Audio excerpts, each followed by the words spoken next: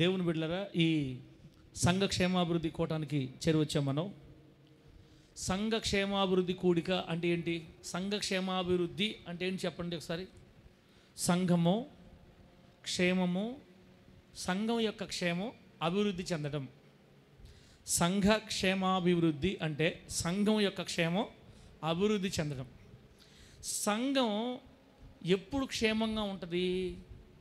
సంఘం యొక్క క్షేమం ఎప్పుడు అభివృద్ధి చెందుతుంది అంటే ఒకటే మాట, సంఘములో ఉన్న విశ్వాసులు ఎంత ఎక్కువగా వీలైతే అంత ఎక్కువ మంది, సంఘంలో ఉన్న విశ్వాసులు ఎంత ఎక్కువ వీలైతే అంత ఎక్కువ మంది దేవునికి దగ్గరగా ఉండాల, ప్రార్థనా పరులుగా ఉండాల, పరిశుద్ధతని అభ్యాసం చేసేవాళ్ళుగా ఉండాల, భక్తి సాధన చేసేవాళ్ళుగా ఉండాల, చీకటి క్రియలకి దూరంగా ఉండేవాళ్ళుగా ఉండాలి. ఎంత ఎక్కువ మంది వీలైతే అంత ఎక్కువ మంది.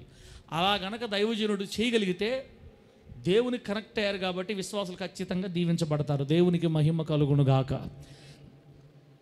దైవజనులు విశ్వాసులు దేవునికి కనెక్ట్ అయ్యారు కాబట్టి దీవించబడతారు.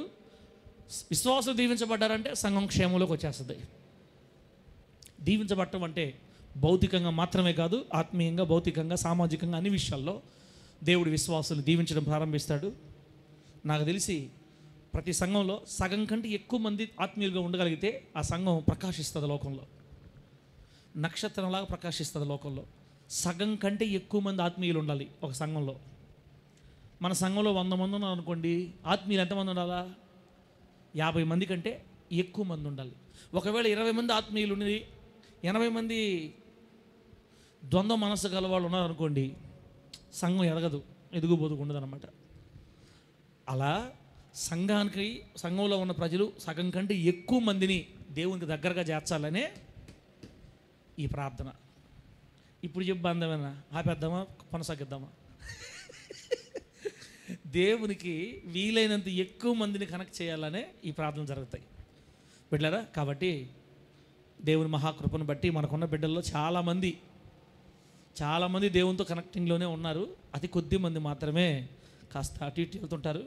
వాళ్ళను కూడా దేవుడు లాగేదాకా ఈ ప్రార్థనలు ఆపేది లేదు. ఏదేమైనా జరుగుతూ ఉండాలి. సంఘం అభివృద్ధి చెందాలి, క్షేమం పొందాలి. సంఘ క్షేమమే నీ ప్రాణం నా ప్రాణంగా మారాలి.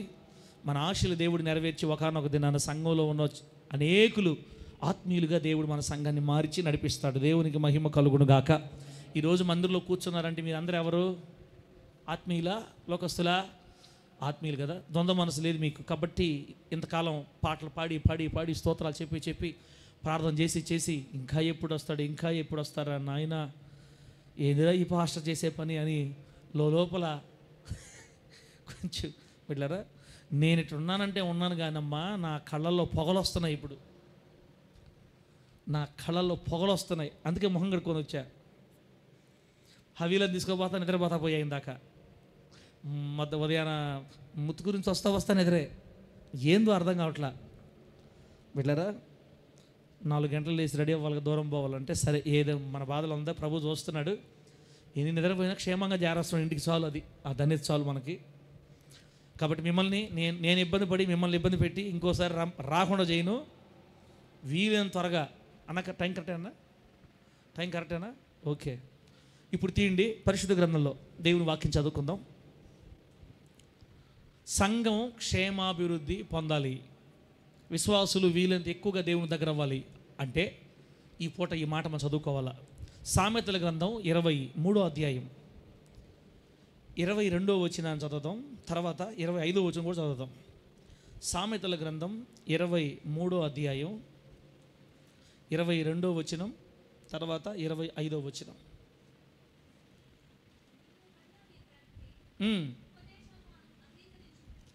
23వ అధ్యాయమే కదా. 23వ అధ్యాయం 22వ వచనం ఏముంది? నిన్ను కనిన నీ తండ్రి ఉపదేశం అంగీకరించుము, నీ తల్లి ముదిమి యందు ఆమెని నిర్లక్ష్యము చేయకము. తల్లిదండ్రుల గురించి రాయబడింది ఇక్కడ. నిన్ను కనిన నీ తండ్రి ఉపదేశం అంగీకరించు, నీ తల్లి ముదిమి యందు ఆమె నిర్లక్ష్యం చెయ్యొద్దు అని. తర్వాత 25వ వచనం చూస్తే, నీ తల్లిదండ్రులను నీవు సంతోష పెట్టవలెను, నిన్ను కనిన తల్లిని ఆనందపరచవలెను. దేవునికి స్తోత్రం కలుగును గాక. గట్టిగా చెప్పండి హల్లెలూయా. దేవుని బిడ్డలారా, మన కుటుంబాలు అభివృద్ధి పొందాలంటే, మన కుటుంబం క్షేమం పొందాలంటే, ఆత్మీయంగా మనం ఎదగాలంటే దేవుడు ఒక ప్రత్యేకమైన కోణంలో ఒక మాట మనకు చెప్తున్నాడు. తల్లి గురించి ఎందుకో నాకు ఒక ఆలోచన వచ్చింది చెప్పాలని. మనకి ఇంక మదర్స్ డే రోజు మనము చెప్పుకోవాలి లెక్క ప్రకారం ఈ వాక్యం. మదర్స్ డే కోసం ఆగిందా కుదరదు. మదర్స్ డే కాదు, కానీ ముందు మనకు సంఘం క్షేమాభివృద్ధి పొందాలంటే ముందు కొన్ని విషయాలు తెలియాలి మనకి. కుటుంబాల అభివృద్ధి పొందాలన్నా, కుటుంబాల క్షేమం పొందాలన్నా ప్రభు సూటిగా చెప్పాడు ఇక్కడ ఒక మాట, ఒక ఆజ్ఞ ఇచ్చాడు మనకి. అదేంటంటే, నిన్ను కనిన నీ తల్లిని నువ్వు ఆనందపరచాలి, ఆజ్ఞ. ఆ తర్వాత 22వ వచనంలో, నీ తల్లి ముదిమి యందు ఆమెను నీవు నిర్లక్ష్యం చెయ్యొద్దు, నీ తల్లిదండ్రుల్ని నువ్వు సంతోషపెట్టాలి అని 25వ వచనం ఫస్ట్ లైన్లో, నీ తల్లిదండ్రులను సంతోషపెట్టాలి, నీ తల్లిని ఆనందపరచాలి, నీ తల్లి ముదిమి యందు ఆమెను నిర్లక్ష్యం చెయ్యొద్దు అని రాయబడింది. ఇంతేనా బైబిల్లో ఉండే తల్లిదండ్రుల గురించి? ఇంకేం లేదా అంటే, దేవుని బిడ్డలారా, అదే సామెత గ్రంథంలో ఉంటుంది ఆ మాట. ఏ మాట అంటే, తల్లిదండ్రులను కనుక దూషిస్తే, తల్లిని కానీ తండ్రిని కానీ దూషిస్తే, ఆ వ్యక్తి యొక్క దీపం కారు చీకట్లో ఆరిపోద్ది అని ఇదే సామెత గ్రంథంలో రాయబడి ఉంది. రెఫరెన్సా చెప్తానన్న. తల్లిని దూషించి 20 అనుకుంటాను, చూడండి ఒకసారి 20వ అధ్యాయంలో ఆ మాట రాయబడి ఉంటుంది. అన్నకు రెఫరెన్స్ కావాలన్నాడు, నేను జస్ట్ నోట్ చేసుకొని వచ్చాను. 20 చూడండి, ఉందా? అంతే. తన తండ్రినైనను తల్లినైనను దూషించు వాని దీపం కారు చీకట్లో ఆరిపోవును. ఇక్కడ తల్లిని దూషించొద్దని, తండ్రిని దూషించొద్దని రాయబడింది. ఇంతేనా? ఇంకేమన్నా ఉందా అంటే, అసలు సిసలైన మాట నిర్గమకాండం 20వ అధ్యాయం 12వ వచనం ప్రకారం తీండి అసలు మా చదవాలి. నిర్గమకాండం 20వ అధ్యాయం 12వ వచనంలో ఏం రాయబడిందంటే, చక్కని మాట, నీ దేవుడైన యెహోవా నీకు అనుగ్రహించు దేశంలో నీవు దీర్ఘాయుష్మంతుడవు అగునట్లుగా నీ తండ్రిని నీ తల్లిని సన్మానించు. మన దేవుడు ఎవరంటే, తల్లిదండ్రుల బాధ్యతలు మనకు అప్పగించిన దేవుడు. అర్థమైతే గట్టిగా హల్లెలూయా అని చెప్పండి. తల్లి బాధ్యత, తండ్రి బాధ్యత దేవుడు మన చేతుల్లో అప్పగించాడు. అన్ని జనులు అనుకోండి, వాళ్ళు వేరే విధంగా ఉంటారు. తండ్రిని ఏడిపిస్తారు, ఎప్పుడు తల్లిని ఏడిపిస్తుంటారు, తండ్రి మాట వినరు, తల్లిని ఊరకే తిడుతుంటారు. మీకు టీవీ పెడితే కొన్ని వీడియోలు చూపించాలని నాకు చాలా ఆశగా ఉంది. అతి త్వరలో దేవుడు మన ఆశ తీర్చబోతున్నాడు. అతి త్వరలో ఒక 2000 దగ్గర ఆగిపోయింది. ఇప్పుడు ప్రభు ద్వారాలు తెరిచిన వెంటనే ఒక వైరు వస్తే చేస్తే టీవీ బిగించడమే. ఇప్పుడు కానీ ఆ టీవీ ఉంటేనా తల్లిని ఎట్టగొడుతుంటారు, వీడియోలు చూపించవచ్చు అనమాట. తల్లిని జుట్టు పడుకొని లాగుతుంది కూతురో కోడలో తెలియదు. కానీ ఒక చెన్నైలో ముసలాయన బయట కూర్చో ఉంటే కొడుకు వచ్చి ముక్కు మీద గుద్దితే మొత్తం రక్తం అంతా పడిపోయాడు కింద. పెద్ద ఆయన అన్ని జనులు కొడతారు తండ్రుల్ని, ఎగిచి తంతారు, రక్తాలు కట్టే కొడతారు తల్లుల్ని. వాళ్ళకి తెలుసో తెలీదో మనకు తెలియదు. వాళ్ళకి రూల్స్ అండ్ రెగ్యులేషన్స్ ఉన్నాయో లేదో మనకు తెలియదు. ఉండాలి.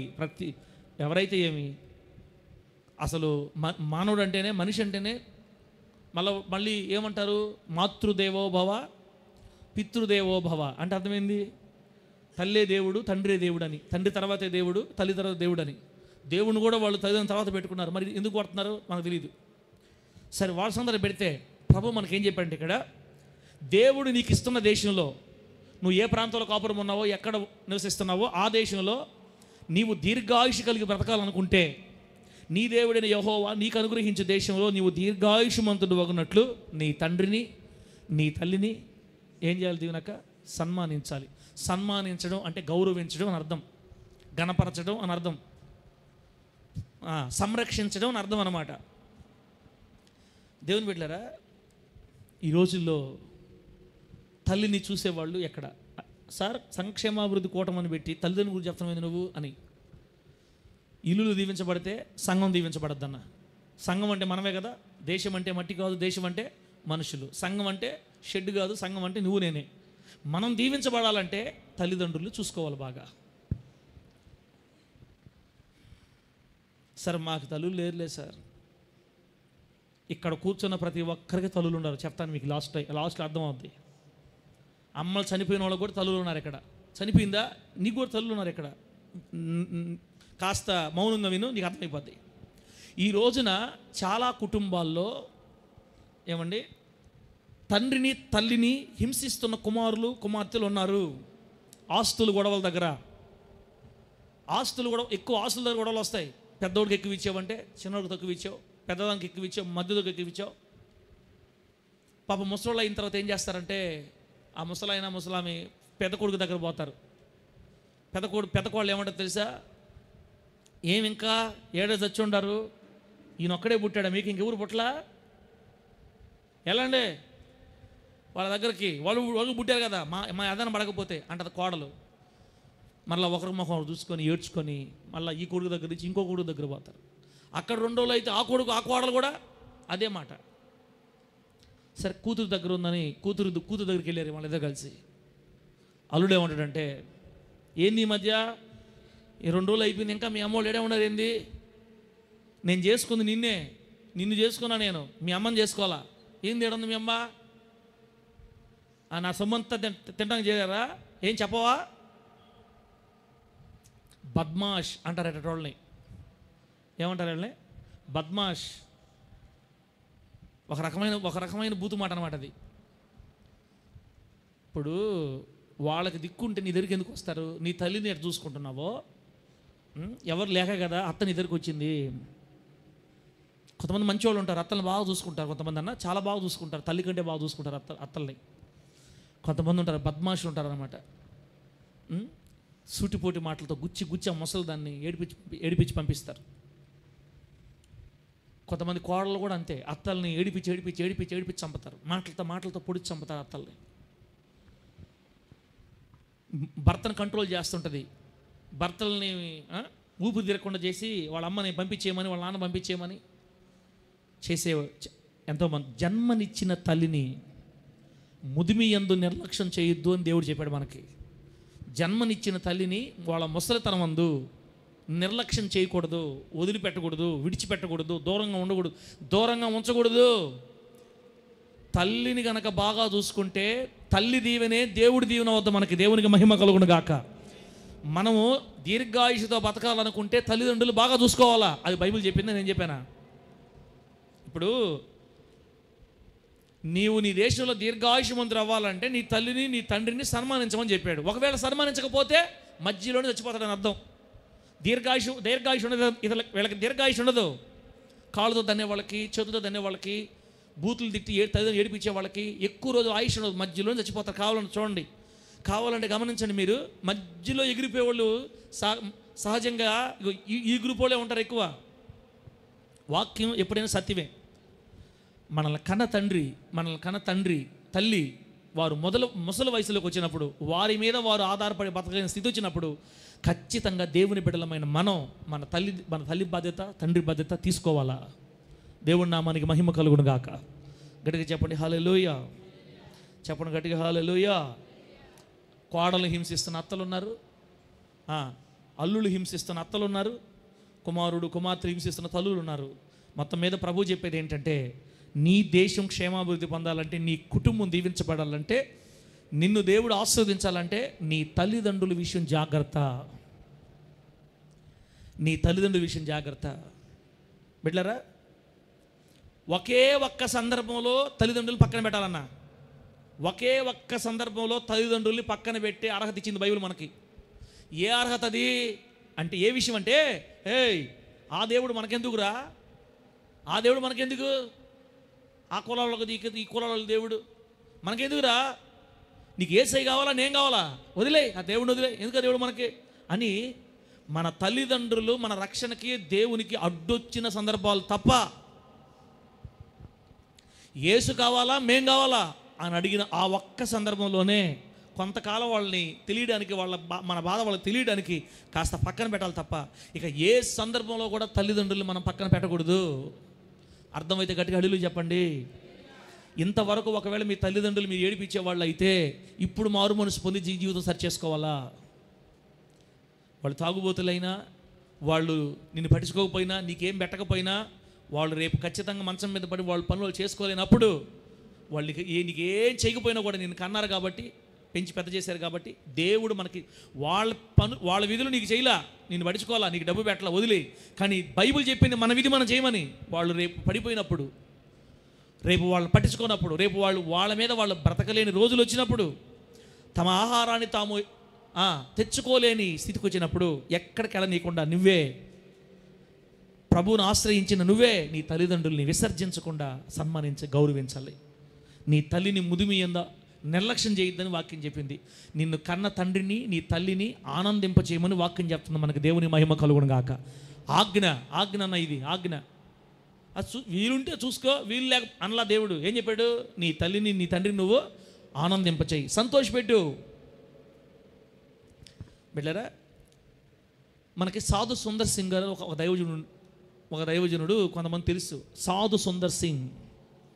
ఈ సాధు సుందర్ సింగ్ అనే అబ్బాయి బాల్యకాలంలో ఉన్నప్పుడు యేసయ్య అంటే అసలు పడనే పడదు. బైబిల్ చించేశాడన్న. ఏం చేశాడు? బైబిల్ని ఆ దేవుడు మాకు వద్దని చించేశాడు. ఒకనొక దినాన ఆత్మహత్య చేసుకోవాలనుకున్నప్పుడు ఏదో మొత్తం మీద రక్షించబడ్డాడు. బైబిల్ తన జీవితాన్ని పట్టుకున్న మరలా క్రైస్తవుడిగా మారేసరికి వాళ్ళ నాన్నకు నచ్చలా. మన కులం ఏందిరా, మన మతం ఏంది, మన సంగతి ఏంది, ఆ దేవుడు మనకెందుకు? నువ్వు నా ఇంట్లో ఉండాలనుకుంటే యేసయ్య నువ్వు వదిలేయాలి. నానా నేను వదలలేను, నాన్న యేసయ్య నేను వదలలేను. ఎంత అవమానరా మాకు ఈ ఏరియాలో, ఎంత అవమానం.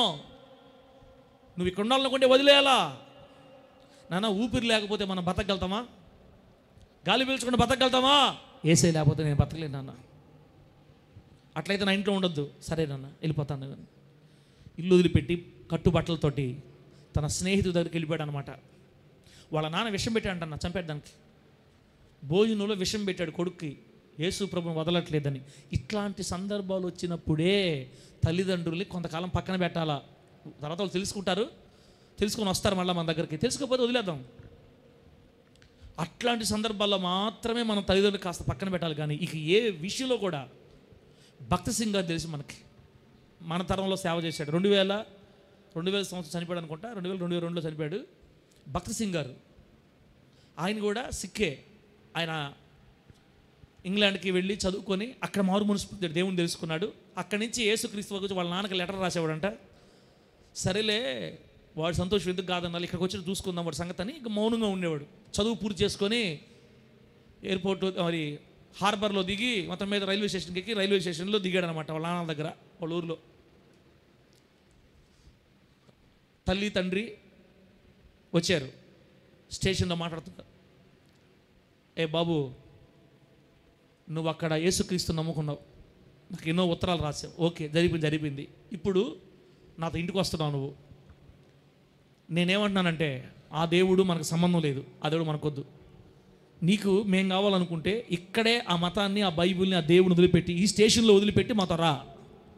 ఏం సంగతి అంటే, పొరపాటు కూడా నేను యేసయ్యని మిమ్మల్ని వదిలేస్తాను కానీ నేను యేసయ్యని వదలలేను నాన్న. ఇంకోసారి సమయం చూసి ఇంకోసారి అవకాశం ఇస్తున్నాను, నీకు ఆలోచించుకో. ఏం లేదు నాన్న, యేసు లేకపోతే నేను రాలేను. ఇదే ఈరోజే నీకు మాకు సంబంధం దిగిపోయింది, నువ్వు చచ్చిపోయావు మా దృష్టిలో అని చెప్పేసి తిట్టి వాళ్ళ అమ్మ ఏడుస్తూ ఉంటే లాక్కి వెళ్ళిపోయాడు వాళ్ళ నాన్న. కొన్ని వారాల పాటు ఆ రైల్వే స్టేషన్లోనే పేపర్లు వేసుకొని పడుకొని తిండి కూడా లేక ఇబ్బందులు పడిన దైవజనుడు ఆయన. అంత కష్టాల్లో నలపబడ్డాడు కాబట్టి తిండి కూడా లేకుండా పాకీ పని చేసే వాళ్ళ దగ్గరికి వెళ్ళి వాళ్ళు పెట్టి తినేవాడంట. పాకీ పని అంటే రైల్వే స్టేషన్లో ఆ లెటర్ రూమ్ కడిగేవాళ్ళు, ఆ పట్టాలు క్లీన్ చేసేవాళ్ళు అనమాట, అపరిశుభ్రంగా. లండన్లో చదువుకొని వచ్చిన ఒక మంచి ధనవంతుడు యవనస్తుడు ఈ లెటర్లు కడిగే వాళ్ళ దగ్గరికి వెళ్ళి భోజనం తినాల్సి వచ్చిందనమాట. అంత నలపతాడు దేవుడు సేవకు వస్తే. సేవకుల్ని కిందకల్లా తీసుకెళ్తాడు దేవుడు, మొత్తం తుంచేయడానికి, గర్వం ఏమి రాకుండా.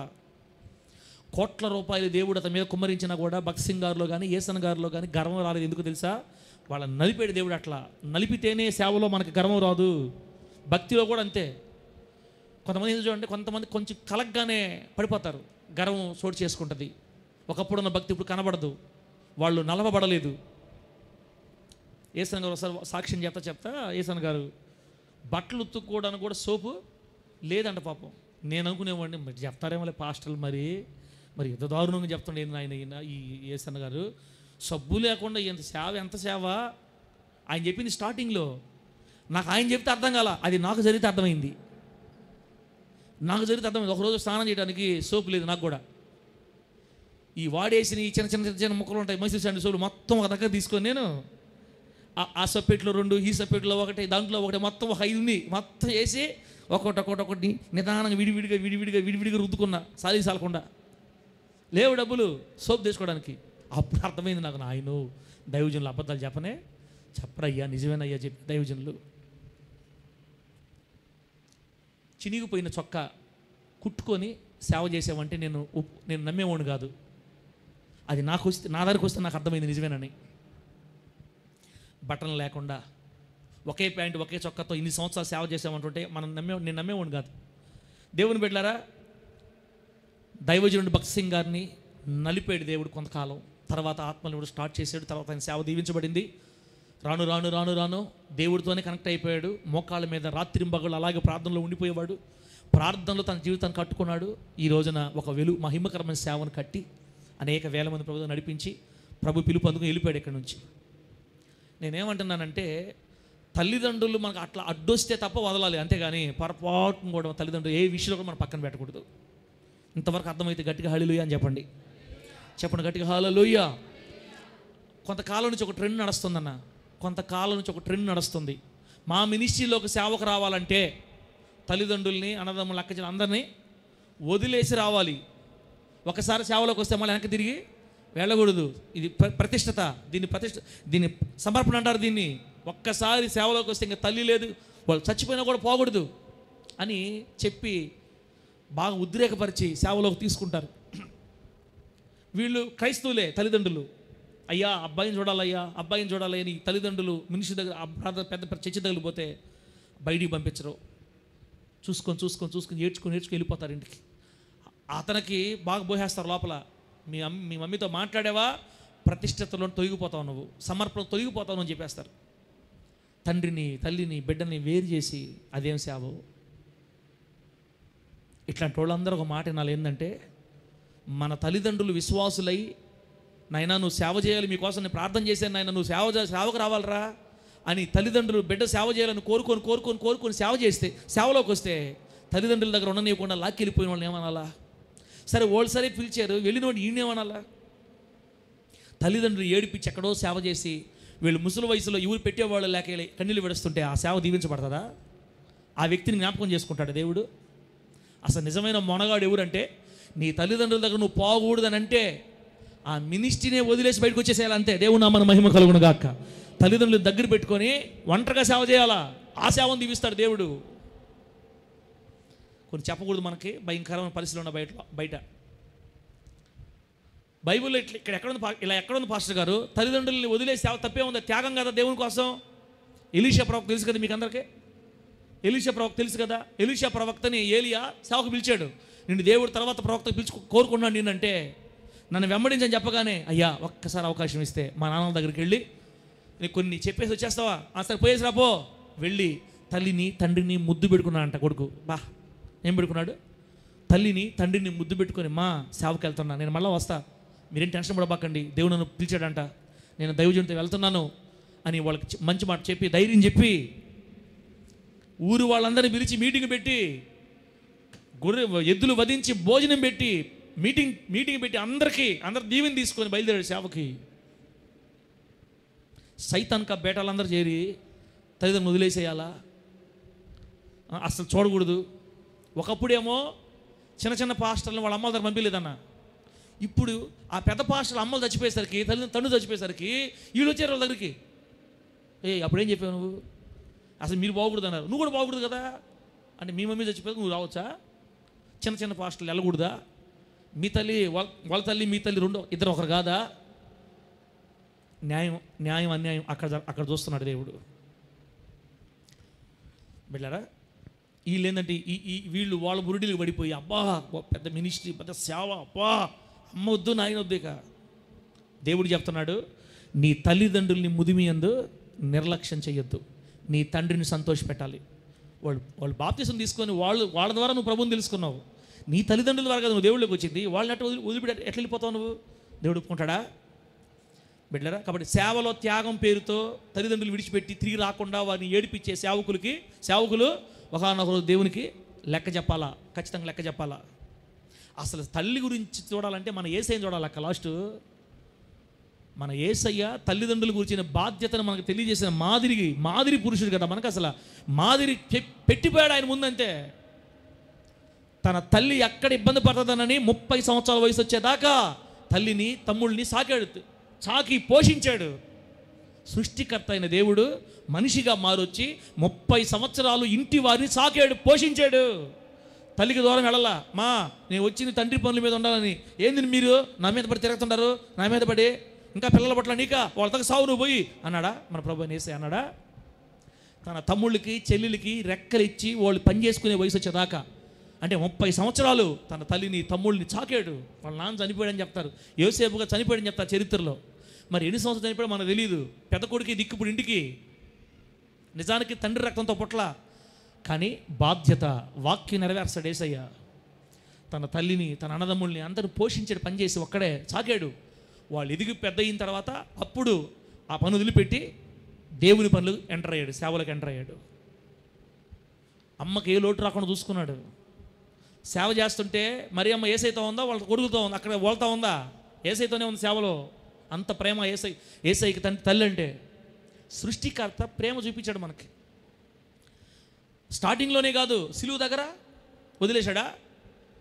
నమ్ముకున్నాను పో, నీ సావు నువ్వు సావు అన్నాడా? ఊపిరి కూడా తీసుకోలేకపోతున్న టైం అది. రక్తం అంతా అప్పటికే పోయింది. ఇక చాలా భయంకరంగా ఇంకా లాస్ట్ మూమెంట్లో ప్రాణం పోబోతుంది. ఆ టైంలో తన దగ్గర ఆడస్తున్న తల్లిని పక్కనే ఉన్న శిష్యుని చూసి, అమ్మా ఇదిగో నీ కుమారుడు. అయ్యా తల్లి జాగ్రత్త, నేను వెళ్ళిపోతున్నా, మా అమ్మ జాగ్రత్త, నువ్వు అక్కడే బాగా చూడగలవు, నువ్వైతేనే మా అమ్మను బాగా చూసుకోగలవు అని సిలువలో ప్రాణం పెట్టేటప్పుడు కూడా తల్లి బాధ్యత నెరవేర్చి వెళ్ళిన మాదిరి పురుషుడు కదా మన దేవుడు. అసలు తల్లిదండ్రులు వదిలేసి సేవకు రావాలా? తిరిగి జీవితం మళ్ళీ వాళ్ళు ఇప్పుడు మాట్లాడకూడదా? వాళ్ళ దగ్గరికి వెళ్ళకూడదా? ఎవరు చెప్పారు ఈ నియమాలని మనకి? కాబట్టి ఒకవేళ గనక తల్లిదండ్రుల్ని పక్కన పెట్టేస్తే, కుటుంబం అంటే ఎవరన్నా చెప్పండి? కుటుంబం అంటే ఒకసారి ఈ మాట చూడండి. 1 తిమోతి పత్రిక 5:8 వచ్చిన చూడండి ఒకసారి. 1 తిమోతి పత్రిక 5:8 ఏం రాయబడిందంటే ఒక్కసారి చదువుదాం అన్నమాట. 1 తిమోతికి రాసిన 1 పత్రిక 5:8 ఎవరైనా తన స్వకీయులను విశేషంగా తన ఇంటి వారిని తన ఇంటి వారు అంటే ఎవరు? భార్య పిల్లలేనమ్మా ఇంటి వాళ్ళు అంటేనా? తల్లి కదా, తండ్రి కదా, అత్త ఎవరు, మామ ఎవరు? ఇంటి వాళ్ళే కదా. ఎవరైనా తన ఇంటి వారిని లేదా తన కుటుంబస్తుల్ని సంరక్షింపకపోయిన ఎడలా, సంరక్షింపకపోవడం అంటే పోషించకపోవడం, పట్టించుకోకపోవడం, వదిలేయటం, వాళ్ళకి కావాల్సిన అవసరాలు తీర్చకుండా ఉండటం. అమ్మ సంపాదించుకున్నంత కాలం ఆమె సంపాదించుకునింది, ఇప్పుడు మంచంలో పడిపోయింది, ఇప్పుడు ఇంక లేదు. నువ్వే చూడాలా, ఖచ్చితంగా నువ్వే సంరక్షించాలి. నాన్న నువ్వే చూడాలి. అవసరమైతే అత్తమామలు కూడా నువ్వే చూడాలా. నువ్వు నిజంగా ప్రేమ గలవాడు అయితే, నువ్వు నిజంగా ప్రేమ కలిగిన దానివైతే అత్తమామలు బాగా చూసుకోవాలా. ఓ స్త్రీ, ఈరోజు వాళ్ళ గురించిందే కదా రేపు నీ గొడవ పడుతుంది. ఎందుకు అంత మిడిసి పడతాం మనం? ఎవరైనా కనుక కుటుంబాన్ని సంరక్షించకపోతే, పిల్లలను చూసుకోకపోతే, భార్యను చూసుకోకపోతే, తండ్రిని చూసుకోకపోతే, తల్లిని చూసుకోకపోతే, వారు ఏదన్నా సంరక్షింపకపోయిన ఎడల వాడు విశ్వాస త్యాగము చేసిన వారై, అంటే విశ్వాసం వదిలిపెట్టేసి అవిశ్వాసి కన్నా చెడ్డోళ్ళే అంటారంట. తల్లిదండ్రులు సంరక్షించకపోతే, తల్లిదండ్రులను గౌరవించకపోతే, సన్మానించకపోతే అవిశ్వాసి కన్నా చెడ్డోడు. ఇంక తను సేవ చేస్తే ఎవరుంటారు? ఈ సేవ ఎవరికి దీవెనకరం ఈ సేవ చెప్పండి? కాబట్టి బిడ్డలారా, సేవకులైనా, నాలాంటి సేవకులైనా, మీలాంటి విశ్వాసులైనా ప్రభు చెప్తున్నాడు, మన కుటుంబాలు దీవించబడాలంటే, మన జీవితాలు ఆస్వాదించబడాలంటే ఖచ్చితంగా జన్మనిచ్చిన తల్లిని తండ్రిని సన్మానించి, ప్రేమించి, గౌరవించి, వారి ముదిమి వయసులో అన్ని జాగ్రత్తగా మనకు కలిగిన దాంట్లో వాళ్ళని చూసి పంపించాలి మనం. అది దేవుడు మనకిచ్చిన ఆజ్ఞ అంతే. దేవుని నామానికి మహిమ కలుగును గాక. గట్టిగా చెప్పండి హల్లెలూయా.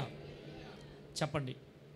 తల్లిని ఖచ్చితంగా, తండ్రిని ఖచ్చితంగా ఆనందింపజేయాలి, సంతోషపరచాలి. మనలో కూడా చాలామంది కొడుకు దగ్గర పో నువ్వు నస పెడుతున్నాడు, నసదానా పో కొడుకు దగ్గరికి అని అన్నాం అనుకో, తర్వాత మీ ఇష్టం. ఇంకా నేను అప్పుడప్పుడు కాలు మీకు చెప్పేవాడిని, పై ఫ్లోర్లో పెట్టుకోవాలి మా మమ్మీని మా డాడీని, అన్నీ ఆశలు తీరేస్తాడులే, ఆశలు తీరేస్తాడు. ఇంకా టైం ఉంది, వాళ్ళు బాగానే హుషారుగానే ఉన్నారు. ఆ టైం కానీ తీర్చడా ఆశ, చర్చిలో పెట్టుకొని వాళ్ళు లేని డబ్బులు నా దగ్గర తీసి తెచ్చుకోవాలని ఆశ. నాకు పెట్టినా నాకు అయినా అవసరంలే, దేవుడు చెప్పిన పని నేను నెరవేర్చాలంతే.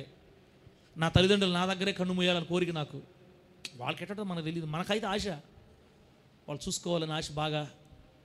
బిడ్డలారా, అవసరం ఇద్దరు బిడ్డలను పెట్టి వాళ్ళ దగ్గర మన సేవకి వెళ్ళినప్పుడు ఏ ఇబ్బంది లేకుండా చేయాలని ఆశ నాకు కూడా. చూద్దాం, నన్ను మీరు చూస్తారులే భవిష్యత్తులో. ఏమయ్యా పాస్టర్ నువ్వు వాక్యం చెప్పడమే కదా, నువ్వు చేయవా అని అడగాలి మీరు. ఆ టైంలో అడగాలి నన్ను, అవసరమైతే మారిస్తే మాట. మీ సంగతి ఏంది? అసలు అమ్మ అంటే ఎవరో తెలుసా? అమ్మ అంటే ఎవరో తెలుసా? దేవుని బిడ్డలారా, ఈరోజు ఈ వాక్యం మనకు దేవుడు ఎందుకు మాట్లాడుతున్నాడంటే, సంఘం క్షేమం అభివృద్ధి పొందాలంటే ముందు నీ అభివృద్ధి రావాలి. నీ అభివృద్ధి పొందాలంటే ముందు ఇదిగో కుటుంబాన్ని పోషించుకోవాలి. మనం కుటుంబాన్ని సంరక్షించాలా, కుటుంబాన్ని స్వకీయుల్ని విడిచిపెట్టకూడదు. అసలు మన ఆశీర్వాదం ఎక్కడ దాగుంది? ఇది మనకు దేవుడిచ్చిన ఆజ్ఞ. అమ్మ గురించి కొన్ని విషయాలు చెప్తా చూడండి. మేము అమ్మ గురించి కొన్ని విషయాలు చెప్తా. స్త్రీలకు కానీ పురుషులకు కానీ మనకు తెలియదు ఏం లేదు. మనకు జన్మనిచ్చిన తల్లి ఖచ్చితంగా ఒక త్యాగం చేయాలి. అమ్మ ఇక్కడ కూర్చొని అందరి కోసం వాళ్ళ అమ్మలు త్యాగం చేశారు. ఏం త్యాగం తెలుసా? సౌందర్య త్యాగం. ప్రతి తల్లి సౌందర్య త్యాగం చేస్తుంది, అందాన్ని త్యాగం చేస్తుంది. అప్పటిదాకా ఆమె దేహం మీద ఏ మచ్చలు ఉండవనా. ఒకసారి బిడ్డ గర్భంలో పడ్డారంటే ఎదుగుతున్న కొలది శరీరం సడలిపోద్ది, మచ్చలు ఏర్పడతాయి.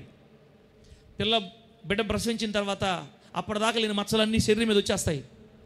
ఆమె అందం దెబ్బతినిపోద్ది. అయినా తల్లి తన అందాన్ని త్యాగం చేస్తుంది, కానీ బిడ్డను మాత్రం కోరుకుంటుంది. నా బిడ్డ కోసం నా అందం పోయినా పర్వాలేదని కోరుకుంటుంది తల్లి. ఆ తర్వాత తల్లి కనేటప్పుడు నొప్పులు ఎటుంటాయన్నా? మామూలు ఎటుంటాయి? సింపుల్గా ఉంటాయి, నవ్వుకుంటూ ఉంటారా? ఆ నొప్పులు వచ్చినప్పుడు చూడాలి. నేను చూసా ఫాస్ట్ అమ్మని, ఆ వెనలేక వెళ్ళిపోయాను బయటకు. అసలు నా వల్ల కాక అరస్తూ ఉంటే అది మహాభయంకర నొప్పి, భయంకరమైన వేదన అనుభవించడానికి కూడా ఇష్టపడతాది తల్లి. నేను ఒక బిడ్డకి జన్మనివ్వాలి, అప్పుడే నా జీవితానికి పరమార్థం. ఒక జీవితానికి నేను జన్మనివ్వాలా. బిడ్డ ప్రసవ సమయంలో భయంకరమైన వేదన అనుభవిస్తుంది తల్లి. మూడోది, అవసరమైతే ఆ ప్రసవ సమయంలో ఒక బిడ్డకి జన్మని చచ్చిపోయినా పర్లేదని కోరుకుంటుందంట తల్లి. ఏనా? అవునా కదా? నేను ఈ ప్రసవ సమయంలో నాకు ప్రాణం పోయినా పర్వాలే, బిడ్డ బాగుండాలా, బిడ్డ పుట్టాలా, నేను బిడ్డను కనాలా. సౌందర్య త్యాగం చేసింది, భయంకర వేదన అనుభవించింది, అవసరమైతే మరణాన్ని కూడా తెగించింది. మొత్తం మీద బిడ్డ పుట్టాడు, నువ్వు నేను పుట్టాం. మనం పుట్టిన తర్వాత అప్పటిదాకా అమ్మకు అసలు ఏ డ్యూటీలు తెలియవు, కొత్త డ్యూటీలు పడతాయి. అప్పుడు పిల్లలు పుట్టిన తర్వాత చిన్న వయసులో పిల్లలు నిద్రపోతారు, రాత్రిపూట నిద్రపోతారనా? వాడు పొగులంతా నిద్రపోతారు, రాత్రి డ్యూటీలు చేస్తుంటాడు. పొగులంతా ఈ పనులు చేసుకుంటుంది, అవి పనులు చేసుకొని ఇంకా రాత్రి ఇక పడుకుందాము, ఒక నిద్రపోయే సమయం లేస్తాడు. కన్నా ఇక అరుపులు. వాడికి ఇసురుకుంటా వాడిని బో నాయన జోద్దాలి. ఎవరా భర్త అసలు మర్చిపోడు, పోయి నిద్ర పక్కన నిద్ర కష్టపడొచ్చాడు పాపం. ఏంది చేరడానికి చూడడానికి చే అని పోయి ఇంకో రూమ్లో పక్క ఉంటాడు. పోయి ఇంక వాడిని తట్టుకుంటా అవసరం తోకుతూ ఉంటుంది. వాడు ఇంక డ్యూటీ మాని నిద్రపోయేది ఎప్పుడు? అప్పుడు దాకా ఇంకా ఉదయం నిద్రలేదు, రాత్రి నిద్రలేదు. తల్లి ఎన్ని నిద్రలేని రాదు గడపద్దు ఆ బిడ్డ కోసం. తల్లి ప్రేమను మించిన ప్రేమ ఈ లోకంలో. అందుకే యేసయ్య తన ప్రేమను గురించి మనకు చెప్పాలనుకున్నప్పుడు తల్లి ప్రేమ కంటే నా ప్రేమ గొప్పదని చెప్తాడు అనమాట. ఈ భూలోకంలో ప్రేమను ఆయన కొలత తీసుకోవాలంటే తల్లి ప్రేమ తీసుకుంటాడు కొలత. ఒకరి తల్లి వాణిని ఆదరించినట్లుగా నేను మిమ్మల్ని ఆదరిస్తాను. యేసయ్య తల్లి కొలత తీసుకుంటాడు, తల్లి ప్రేమని కొలత తీసుకుంటాడు. పుట్టిన బిడ్డ కోసం ఎన్నో ఊడిగాలు చేస్తుంది. వాడు ఎన్నిసార్లు పని చేస్తే అన్నిసార్లు తొడవటమే కడగటమే, వాసన అనుకోదు, ఏమనుకోదు. పెళ్ళిగానప్పుడైతే చే అనింది ఆ మనిషి. ఇప్పుడు బిడ్డ పుట్టేసరికి ఎన్ని రావింకన ఎన్నిసార్లైనా ఊడిగాలు చేస్తుంది, కడగద్ది, తుడసద్ది, రాత్రులు నిద్రలు మేలుకుంటుంది. అసలు ఇంకో మంచి మాట చెప్పంటారు మీకు తల్లి గురించి. కొంతమంది ముసలోళ్ళు అక్కడక్కడ సువార్తలు పోయినప్పుడు నా దగ్గరకు వచ్చి అన్న ప్రార్థన కోసం వస్తారు. ఎవరు? కర్రబోటు వేసుకున్న ముసలోళ్ళు నా దగ్గర, పెద్దోళ్ళు స్త్రీలు. అమ్మ ఏమమ్మా ఇంత వయసులో నువ్వు ప్రార్థన రాకపోతే ఇంటికి పోవచ్చు. లేదయ్యా, అయ్యా చిన్న విషయం ప్రార్థన చేయాలి బాబు. చెప్పండి అమ్మా. పెద్దోడి కోసం ప్రార్థన చేయాలా? పెద్దోడికి ఆరోగ్యం బాగలేదు. ఏ వయసులో అమ్మా? కొడుకులకి పెళ్ళిళ్ళు చేసి వాళ్ళకి పిల్లలు పుట్టి వాళ్ళకి మనమలు పుట్టుంటే ఈ ముసలి దానికి పెద్ద కొడుకు మీద ఇంకే 80 ఉంటాయి. కొడుకు ఎన్ని ఉంటాయి? 60 సంవత్సరాలు వచ్చినా కూడా కొడుకు మీద తల్లికి ప్రేమ తగ్గలేదనా? అన్నా అయ్యా కూతురికి అల్లుడు బాగలేడు, కూతురు ఏడుస్తూ ఉంది. ఈ మనిషి చచ్చిపోయిందాకా కూతుర్లు కొడుకులు వాళ్ళు పెద్దోళ్ళు వాళ్ళ పిల్లలు పుట్టినా కూడా తల్లి ప్రేమ. ఏంది ప్రేమ దిక్నక?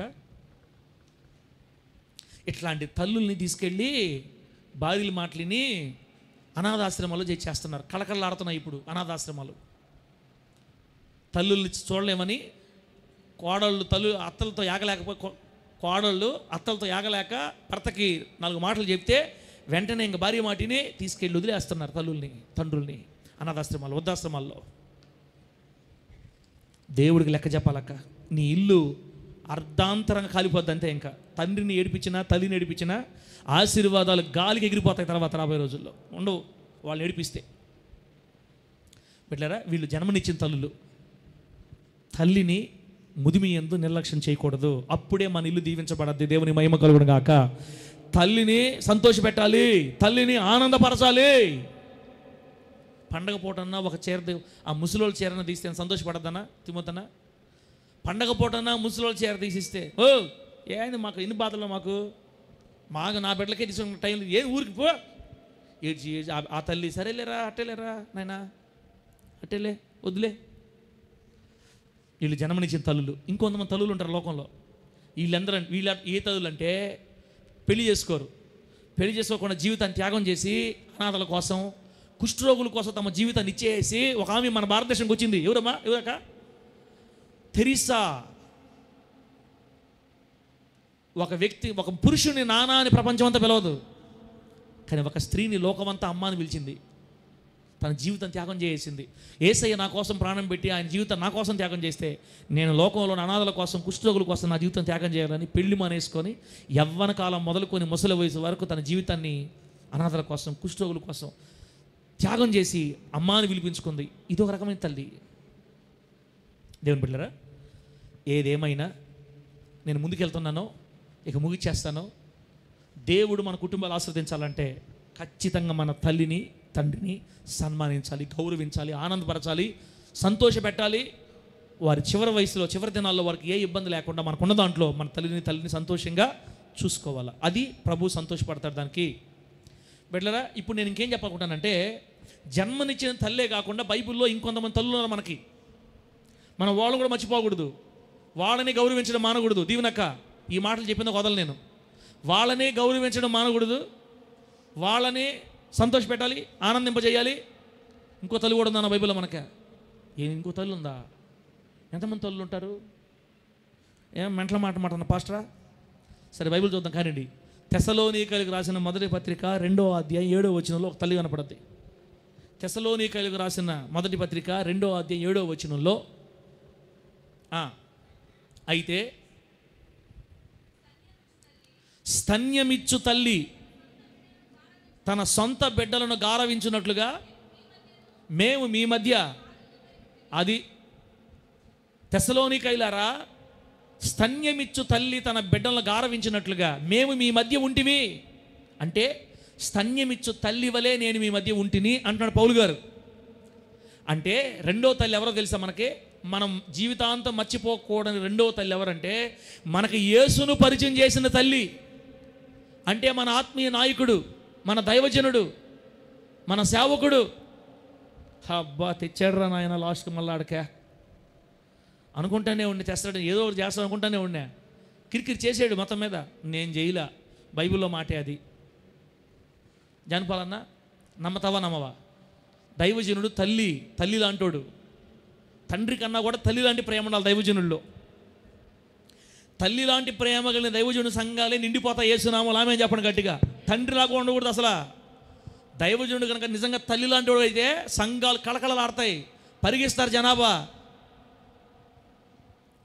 ఇంకా ఎందుకో చెప్తా మీకు బిడ్డరా. అమ్మ దగ్గర ఒక అలవాటు ఉంటుంది అక్క. అమ్మ దగ్గర ఒక అలవాటు, మీరందరూ అమ్మలే కదా, అమ్మ దగ్గర ఒక అలవాటు ఉంటుందన్న, మనకు తెలుసు. ఇప్పుడు మనకి ఏదన్నా కావాలంటే నాన్న అడతాం, అమ్మ అడతామా? నాన్న ఎందుకు అడగము? తంత్రాడు. ఇంకా ఇంకా చెప్పండి. నాన్నని ఎందుకు? నేను కూడా అడగను మా డాడీని. మా డాడీ నేను కూడా అడగను, నాకు కూడా భయం. ఆయన తలకలేని మనిషి, మనం యాగలేని తండ్రి. ముందే ఎదిగొచ్చి ఉంటాం వయసుకి, తండ్రికి ఏదో విషయం సహాయపడాలి. లెక్క ప్రకారం వయసు ఎదిగితే గాడి ఎదిలాగా పెరిగి తండ్రికి ఏం సహాయపడ, ఇంట్లోకి ఏం తేకుండా అది కావాలి ఇది కావాలంటుంటే సంపాదించాడు కోపం కదా. అందుకని ఇంత లావున ఏయ్ నీ కొడుక్కే, ఏం కావాలి నీ కొడుక్కే అని అనగానే ఇక నేను ఒక పక్క పరిగెత్తిపోయి మా మమ్మీ కూడా సైలెంట్ అయిపోద్ది అనమాట. అందుకని మనకు అవసరాలు వచ్చినప్పుడు చల్లగా ఎవరి దగ్గర పోతారు? అమ్మ దగ్గరికి పోయి అమ్మ దగ్గర మొరపెట్టుకుంటారు. నాకు ఇది కావాలి మమ్మీ, నాకు మీ ఆయనకి చెప్పు. ఎందుకని అన్న నాకు సంబంధం లే, మీ ఆయనకి చెప్పి నాకు ఇప్పియాలి, నువ్వు నాకు అది కావాలి నాకు ఇది కావాలి. అమ్మ దగ్గర మొరపెట్టుకుంటారు. అప్పుడు అమ్మ ఏం చేస్తుందంటే చల్లగా డాడీ ఆమె భర్త గారు కాస్త కూల్గా ఉన్నప్పుడు ఇంకా దువ్వద్దు అనమాట. అయ్యా అయినా చిన్నోడికి ఏమండి మాంసం బాగుంది ఎన్నోసార్లు అన్నావు, సరే ఒక మాట చూడు, అబ్బాయికి ఇది కావాలంట చిన్నోడికి. ఏయ్ అందుకే పెట్టింది నాకు ఈ కూర నువ్వా? మొత్తం మీద ఏం చేస్తుందో భర్తను దువ్వేసి చిన్న కొడుకు కావాల్సింది తెప్పించి పెట్టద్దు అనమాట. అందుకే దీన్ని ఏమంటారంటే విజ్ఞాపనకర్త అంటారు అమ్మని. బిడ్డలకు కావాల్సిన అవసరాన్ని భర్త దగ్గర నుంచి అడిగి తెచ్చేస్తుంది మనకి. ఏం వండర్ఫుల్ పొజిషన్ అనమాట అమ్మది. తన బిడ్డలకు కావాల్సిన అవసరాలని భర్త దగ్గర విజ్ఞాపన చేసి మొత్తం మీద తెచ్చి బిడ్డ ఆశ తీరుస్తుంది. దీన్నే విజ్ఞాపన చేయటం అంటారు అనమాట. బిడ్డరా, దైవజనుడు కూడా ఏ రోజు కూడా, దైవజనుడు చూడండి ఆత్మీయ నాయకుడైన వాడు తన బిడ్డల అవసరాలు దేవుడి దగ్గర చెప్పాలా. అందుకే ప్రార్థన చేయాలి అని చెప్తారు. సేవకుడు విశ్వాసుల కోసం ఖచ్చితంగా ప్రార్థన చేస్తాడు. అయ్యా తిమోతి అన్న చిన్న వ్యాపారం పెట్టినాడు, నువ్వు దీవించకపోతే ఎవరు దీవిస్తారు? అయ్యా చిన్న చేతి పని దీవించండి, వ్యాపారాలు దీవించడం మా బిడ్డలు. అయ్యా చిన్న చదువుకున్నారు, పిల్లలు చదువుకుంటున్నారు, దుష్టుని కాళ్ళు బిడ్డల మీద పడకూడదు అని దేవుని దగ్గరికి వెళ్ళి విజ్ఞాపనలు చేసి ఆశీర్వాదాలు ఆ ఫలాలు తీసుకొని వచ్చి దైవజనుడు మనకిస్తుంటాడు అనమాట. అందుకే దైవజనుడిని తల్లితో పోల్చింది వాక్యం. గారవించు తల్లి, స్తన్యమిచ్చు తల్లి. స్తన్యం ఇవ్వడం అంటే పాలు ఇవ్వడం. పాలు ఇచ్చే తల్లిలాగా నేను మీ మధ్య ఉన్నా, నేను మీకు తల్లిని. ఇశ్రాయేల్ పాష మీకు తల్లిలో లేదో ఇప్పుడైతే ఎవరు చెప్పలేరులే, నువ్వెవరు నాయన తల్లి మాక, ఆయన నీ నోటి మాటలేమో పలా కొడుతుంటే అందుకే మారాలనుకుంటున్నాను, నేను మారాలనుకుంటుంటా, ఇంక నేను తల్లి అవ్వాలనుకుంటా. నాకు అర్థమవుతుంది కదా. దేవుని నామానికి మహిమ కలుగును గాక. తల్లి విజ్ఞాపనకర్తగా పనిచేస్తుంది, దైవజనుడు కూడా విజ్ఞాపనకర్తగా పనిచేయాలి. చేస్తున్నాడు ఆల్రెడీ. నీకు బాగలేకపోతే దైవజనుడికి ఎలా సమాధానం ఉండగలుగుతాడక్క? పలానా బిడ్డ హాస్పిటల్కి వెళ్ళింది, 2-3 రోజులు తగ్గలేదనుకుంటే ఇంకా దైవజనుడికి, నిజమైన దైవజనుడు అయితే, నిజంగా నీ ఆత్మీయ తండ్రి అయితే ఇంకా సమాధానం ఉండదు. ఆ తల్లికి బాగైందాక ప్రభువా లేవనెత్తు, కూలి పని చేసుకుంటుంది, ఎవరున్నారు ఆ తల్లికి, నువ్వు లేకపోతే అయినా బిడ్డను లేవనెత్తు, బాగు చేయయ్యా అని ప్రార్థన చేసి ఫోన్ చేసి తర్వాత అమ్మ బాగుందా? బాగుంది సార్, కొంచెం పనికి పోతున్నానంటే అప్పుడు సైలెంట్, అప్పుడు కొంచెం కూల్ అవుతారు తండ్రి. బంధవన్న మొదటి తల్లి ఎవరు? జన్మనిచ్చిన తల్లి. ఆ తల్లిని వృద్ధాప్యంలో పొరపాటును కూడా మనము వదలకూడదు, గౌరవించాలి, సన్మానించాలి, సంతోషపెట్టాలి. రెండో తల్లి ఎవరు? మనకు యేసయ్యను పరిచయం చేసిన దైవజనుడు.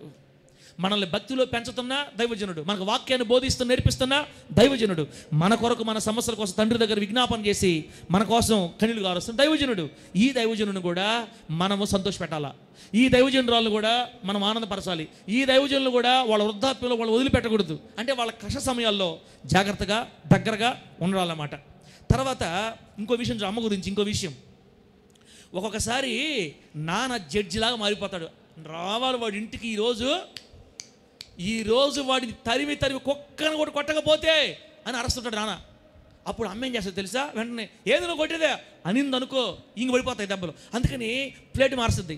కొట్టాలయ్యా వాడు, అవునయ్యా వాడు ఇంత పని చేసేటప్పుడు అబ్బా ఈరోజు నువ్వు ఎంతైనా కొట్టు, నేను అంటున్నాను, ఇంక నీ ఇష్టం అండేళ్ళకి. అబ్బా నా భార్య కూడా నాకు సపోర్ట్ ఉంది, రావాలి వాడు ఈరోజు అంత తెలుస్తా వాడికి అని భార్య భర్తకు సపోర్ట్ చేసిందని చాలా హ్యాపీగా వాడు ఎదురు చూస్తూ ఉంటాడు అనమాట.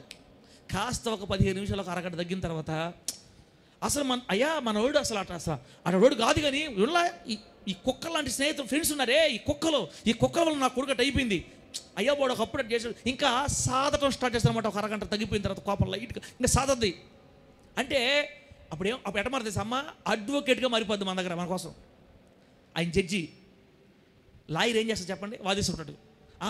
లాయర్ పని ఏంది, ఈయన తప్పు చేయలేదు, ఈ సందర్భంలో జరిగింది, ఇదిగో ప్రూఫ్లు అని అడ్వకేట్ లాయర్ వాదించినట్టుగా నాన్న దగ్గర మంచి మాటలు చెప్పి కొడుకు మీద కోపం తగ్గిస్తా వస్తుంది అనమాట. మొత్తం మీద ఈ దెబ్బలు పడాల్సిన వాడి తన్నులు తినాల్సిన వాడి ఇంటికి వచ్చేసరికి మొత్తం మీద నాన్న కోపాన్ని కంట్రోల్ చేసేసి ఉంటుంది. వచ్చాడా అంటాడు, వచ్చేళ్ళయ్యా, ఇది చిన్నోడు పాపం వాడు నువ్వు కూల్ చేసి ఉంటాడు. ఇంకెందుకులే కానీ, ఇంక నువ్వు ఉంటే ఇంక నీ వల్ల కదా వాడు సరిపోతున్నదే, నీ వల్ల వాడు చెడిపోతున్నది అని లాస్ట్కి అమ్మ నాన్న కోపాన్ని తగ్గించేసి అమ్మో అడ్వకేట్ లాగా పనిచేస్తుందంట. బిడ్డలారా,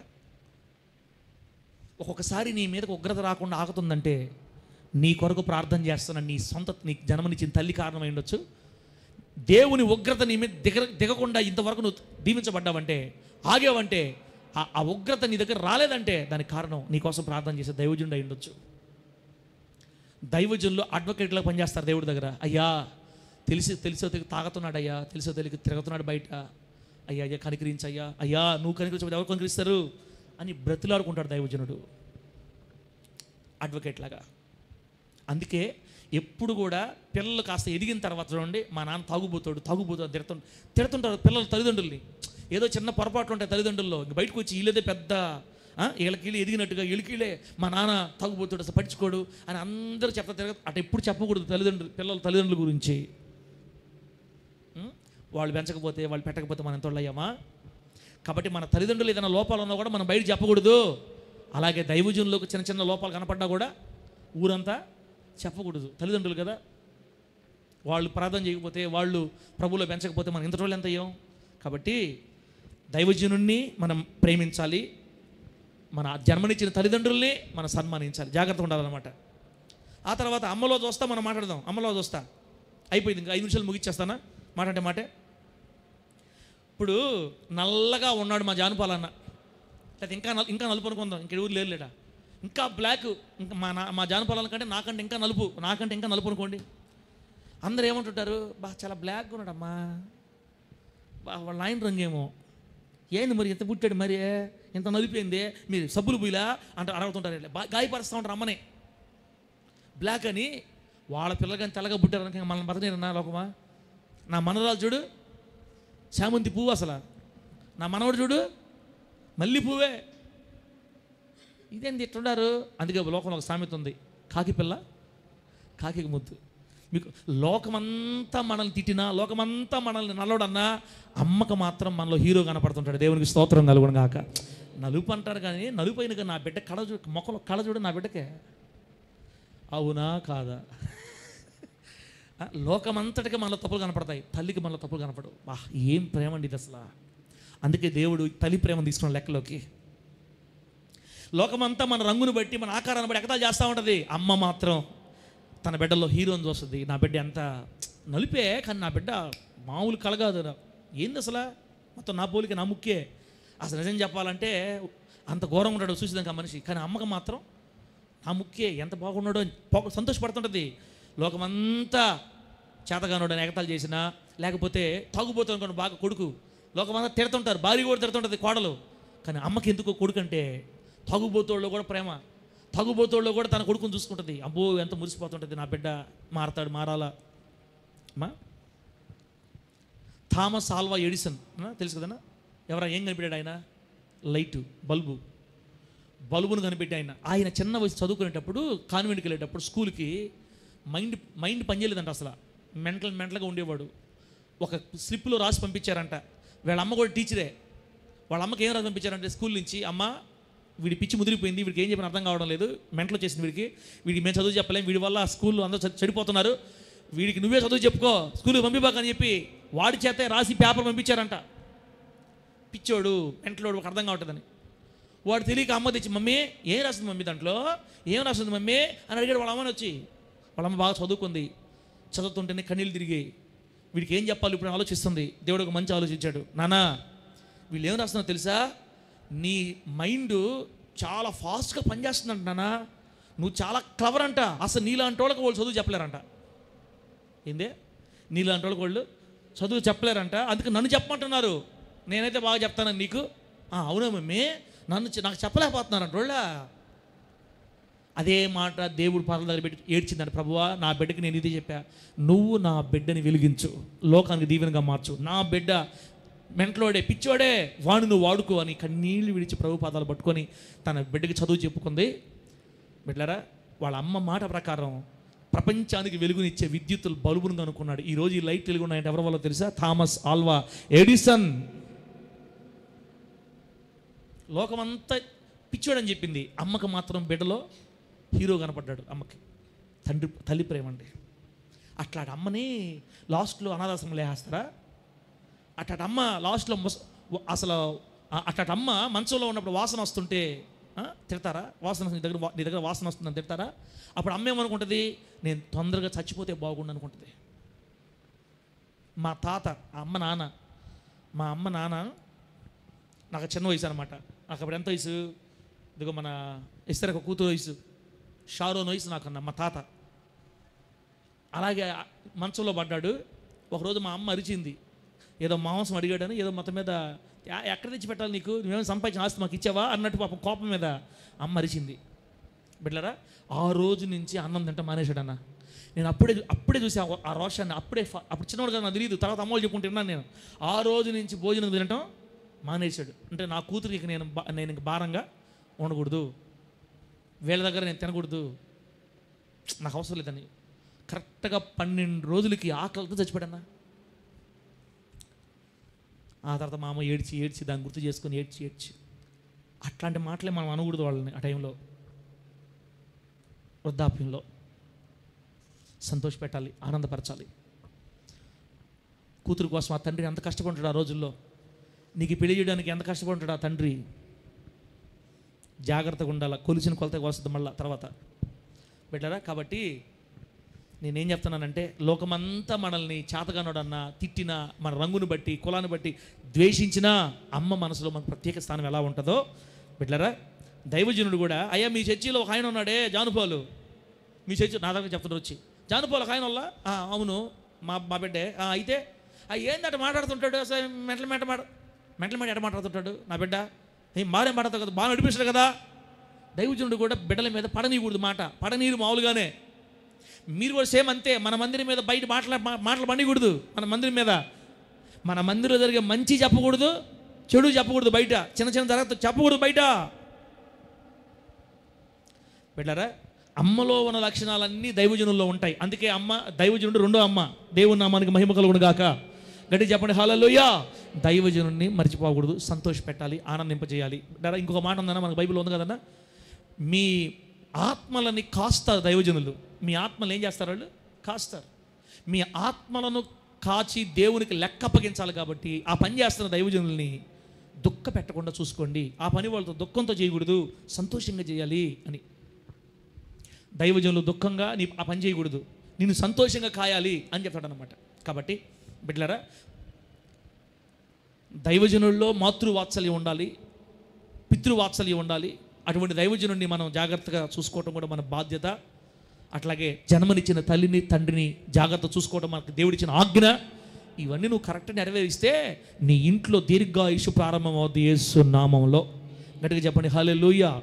ఇంట్లో దీర్ఘాయుషు ప్రారంభమవుతుంది, ఆశీర్వాదం ప్రారంభమవుతుంది. ప్రభుని దీవించడం స్టార్ట్ చేస్తాడు. అప్పుడు నీ ఇల్లు దీవించబడి క్షేమం నొందితే అప్పుడు సంఘానికి కూడా క్షేమం వచ్చేస్తుంది. కాబట్టి దేవుడు మనకి ఇచ్చిన తల్లిదండ్రుల్ని జాగ్రత్తగా చూసుకునే కృప ప్రభు మనందరికి అనుగ్రహించును గాక. గట్టిగా చెప్పండి హల్లెలూయా. 5 నిమిషాలు టైం అన్న, 3 నిమిషాలు అయిపోద్ది. మూడో తల్లి కూడా మనకు. మూడో తల్లి ఎక్కడి నుంచి తెస్తున్నామని ఈ తల్లులు నువ్వు? యెషయా గ్రంథం 49వ అధ్యాయం 5 నిమిషాలు. యెషయా గ్రంథం 49వ అధ్యాయం 14-15 వచనాల్లో ఇక్కడ ఒక తల్లి ఉంది. యెషయా గ్రంథం 49వ అధ్యాయం 14-15 ఏముందనా?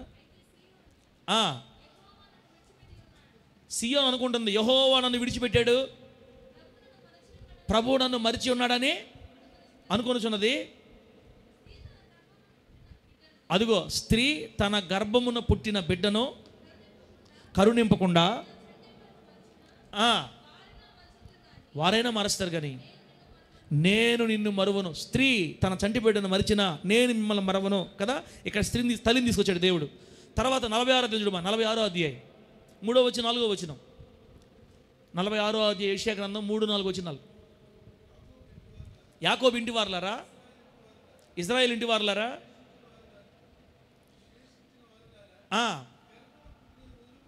గర్భమున పుట్టినది మొదలుకొని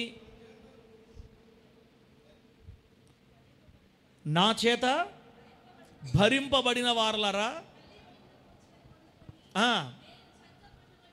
అది ఏంటి? నేను ఎవరు అంటారు ఈ మాట? దేవుడు. దేవుడు ఏమంటున్నాడు? తల్లి గర్భమున మీరు పడిన మొదలుకొని నేను భరించిన వారలారా, నా చంకను ఎత్తుకొనబడిన వారలారా. తర్వాత చదువుమా, నా మాట ఆలకించండి. ముదిమి వచ్చు వరకు నిన్ను ఎత్తుకునేవాడిని నేనే, తల వెంట్రుకలు నెరవే వరకు నిన్ను ఎత్తుకునేవాడని నేనే చేసి ఉన్నాను, చంక పెట్టుకునివాడను నేనే. దేవునికి మహిమ కలుగును గాక.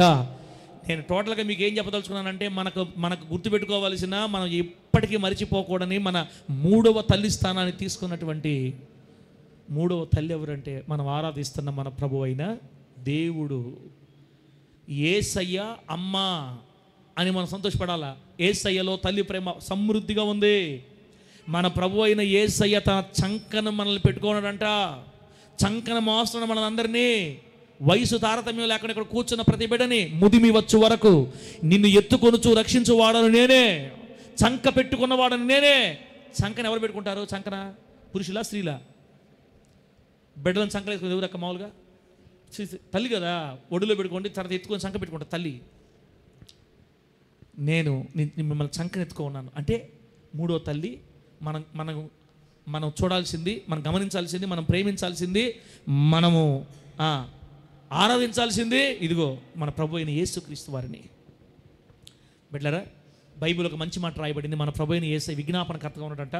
తండ్రి దగ్గర విజ్ఞాపనకర్తగా ఉండి మన మీదకి ఏ ఇబ్బందులు రాకుండా ప్రార్థన చేస్తున్నాడు. అక్కడ దేవుని నామానికి మహిమ కలుగును గాక. గట్టిగా చెప్పండి హల్లెలూయా. మన కొరకు విజ్ఞాపన చేయువాడు ఆయనే. అంటే ఇందా చెప్పాం కదా, అమ్మ నాన్న దగ్గరికి వెళ్ళి అన్నీ అడిగి తెచ్చిస్తుంటుంది మనకి. మనం ఇక్కడ ప్రార్థన చేస్తుంటే యేసయ్య మన కోసం అక్కడ ప్రార్థన చేసి మనకు కావాల్సినవన్నీ తండ్రిని మనకు పంపిస్తుంటాడు అక్కడి నుంచి. రెండోది, ఒక్కొక్కసారి దేవుడు కోపం వచ్చి మనల్ని శిక్షించాలని కోపం వెంటనే ఉగ్రత పంపించాలి, వాడిని దెబ్బ కొట్టాలని తండ్రి అనుకుంటే వెంటనే అందుకుంటాడు యేసయ్య అక్కడ. అయ్యా నానా, నా రక్తం కార్చుకున్నా నా బిడ్డని, ఇంకొకసారి అవకాశమి, నా బిడ్డ ఇంకొకసారి అవకాశమి, మారతాలే నానని అక్కడ అడ్డుపడుతున్నాం మన కోసం. అడ్వకేట్లకు పనిచేస్తున్నాడు యేసయ్య. ఒకవేళ దేవుడు కానీ మొరపెట్టకపోయి ఉంటే ఈ వేళకు మనకి ఎన్నో శోధనలు రావాలా, ఎన్నో ప్రమాదాలు రావాలా. యేసయ్య మన మీదకి రావాల్సిన ఎన్నో ఉగ్రతల్ని తండ్రికి మొరపెట్టి తప్పించాడు మనల్ని. అమ్మలాగా విజ్ఞాపన చేశాడు తండ్రి దగ్గర. అమ్మలాగా లోకమంతా మనల్ని పనికిరానోళ్ళు అనింది, పేదోళ్ళు అనింది, తక్కువ కులవాళ్ళు అనింది, అసమర్థులు అనింది లోకమంతా. కానీ యేసయ్య దగ్గరికి వెళ్ళి, అయ్యా నేను పేదోడిని, నేను చేతగా అంటుంటే ప్రభు మన దగ్గరికి వచ్చి మనం లేవనెత్తి, ఎవరు చెప్పారు బిడ్డ నీకు? ఎవరన్నారు నిన్ను చేతగనుడని? నువ్వు నా బిడ్డవి, నేను నిన్ను చేసుకున్నాను, ఎందుకు బాధపడుతున్నావు? నేను నిన్ను ఆశీర్వదిస్తాను, పైకిలే. వాళ్ళ మాటలు ఎందుకు అంటావు నువ్వు? పైకిలే. నాకేం చేత కదంట ప్రభువా, నేను విలువేయబడినదాన్ని అంటే ప్రభువా, నువ్వు పైకిలే. వాళ్ళ మాట ఎందుకంటావు నువ్వు? నీ సంగతి నాకు తెలీదా? నేను నిన్ను ఆస్వాదిస్తా బిడ్డ. లోకమంతా మనల్ని తిట్టింది కానీ యేసయ్య ఒక్కసారి కూడా మనల్ని తిట్ల. దేవుని నామానికి మహిమ కలుగును గాక. లోకం మనల్ని రంగుని బట్టి అపహాస్యం చేస్తుంది, మన కులాలు బట్టి అపహాస్యం చేస్తుంది, కానీ ఒక్కసారి కూడా యేసయ్య మన స్థితిని బట్టి మనల్ని ఎగతాళి చేశాడా? అంతకంటే తల్లి ఎవరు ఉన్నారన్నా? యేసయ్య ఇంతవరకు మనల్ని పనికి మాలను అన్నాడు ఒకసారన్నా అంటాడు అసలు? యేసయ్య తన బిడ్డలు ఇప్పుడు పనికి మాలను అంటాడా? తల్లి అనదు, దైవజనుడు అనకూడదు, యేసయ్య అసలు అనడు. వీళ్ళు ముగ్గురు తల్లులు మనకు ఉండేది. బిడ్డలారా, ఇంత తల్లి వలె మనల్ని ప్రేమించిన, అందుకే ఒకరిని తల్లివాడిని ఆదరించినట్లుగా నేను మిమ్మల్ని ఆదరిస్తానని చెప్పాడు దేవుడు. తల్లి ప్రేమ యేసయ్యది. లేకపోతే ఎప్పుడు అయిపోవాల్సింది మనం, ఎన్నో శిక్షలు రావాల్సింది మన మీద. అక్కడ ప్రార్థన చేస్తున్నాడు కాబట్టి తప్పించుకుంటున్నాం బిడ్డలారా. అందుకని యేసయ్య మన దేవుడు మనలో ఎప్పుడు నెగిటివ్ చూడడు, పాపాన్ని చూడడు. మనలో గొప్పతనాన్ని చూస్తాడు. నా బిడ్డ మారితే చాలా మంచివాడు, నా బిడ్డ మారితే చాలా వాడు మారాలని కోరుకుంటాడు, కానీ వీడిని నాశనం చేయాలని కోరుకోడు. ప్రేమగల దేవుడు, తల్లి ప్రేమ. యేసయ్య మన తల్లి. తల్లిలో ఉన్న లక్షణాలన్నీ యేసయ్యలో ఉన్నాయి. అమ్మ మన కోసం తన రూపాన్ని ఎట్ట పోగొట్టుకుంటుందో, అమ్మ మన కోసం తన పొట్ట మీద ఎన్ని మచ్చలు తెచ్చుకుంటుందో, అమ్మ మన కోసం కోపించుకుని ఆపరేషన్ ఎలా చేయించుకుందో, సిలువ మీద యేసయ్యకి ఆపరేషన్ జరిగిపోయింది మన కోసం. కొట్టరాని దెబ్బలు కొట్టారు, నాకంటే చాలా వాళ్ళు దున్నేశారు అంతే. యేసయ్య శరీరం నాకంటే చాలా వాళ్ళకి చీల్చబడింది. తల్లి అందాన్ని కోల్పోయినట్టుగా మన ప్రభువుని యేసయ్య మన కోసం రూపాన్ని కోల్పోయాడు. యేసయ్య తల్లి కాదా మనకి? ఆ తల్లిని మర్చిపోవచ్చు తల్లి మనమా? అట్లాంటి తల్లిని వదిలిపెట్టి ఆదివారం పనులకు పోయే వాళ్ళని ఏమనాలా? ఆదివారం చర్చికి రాకుండా బయట తిరిగే వాళ్ళని ఏమనాలా? ఇక మీరే లైవ్లో చూస్తాను, హోలీ చేసి బిడ్డలారా, మీరే అర్థం చేసుకోండి. నీ తల్లిని ముదిమియందు నిర్లక్ష్యం చెయ్యొద్దు. నీ తల్లిని ఆనందపరచు, నీ తల్లిని సంతోషపెట్టు, నీ తల్లిదండ్రుల్ని ఆనందపరచు, వాళ్ళని బాధ పెట్టద్దు. అప్పుడు నీకు ఆశీర్వాదం, అప్పుడు నువ్వు దీవించబడతావు, అప్పుడు నువ్వు ఆస్వాదించబడతావు, అప్పుడు నువ్వు గొప్ప చేయబడతావు. అప్పుడు నిన్ను బట్టి నీ సంఘం కూడా దీవించబడుతుంది. అప్పుడు సంఘానికి క్షేమం కలుగుతుంది, అప్పుడు ఆ క్షేమం అభివృద్ధి అవుతుంది. దేవునికి మహిమ కలుగును గాక. గట్టిగా చెప్పండి హల్లెలూయా. కాబట్టి బిడ్డరా, మొదటి తల్లి జన్మనిచ్చిన తల్లిదండ్రులు, రెండోది దైవజనుడు, రెండో తల్లి, మూడోది మన కోసం ప్రాణం పెట్టిన మన ప్రభువైన యేసయ్య. అందరికంటే ముఖ్యమైన తల్లి తండ్రి ఆయనే. ఆయన కోసం నమ్మకంగా బ్రతికి మన జీవితాన్ని ఆయనకి అప్పగించుకుందాం. పొరపాటును కూడా దేవుని సంగతి దూరం కాకుండా, భక్తికి పవిత్రత దూరం కాకుండా, ప్రభువును సంతోషపెడుతూ, దైవజనుడిని మర్చిపోకుండా, జన్మనిచ్చిన తల్లిదండ్రుల బాధ్యతను మర్చిపోకుండా సాగిపోయి దేవుని చేత దీవించబడదాం. దేవుడి మాటలు మనకు ఆశీర్వాదకరంగా మార్చి వర్ధిల్ల చేయునుగాక. కళ్ళు మూసుకొని ప్రార్థన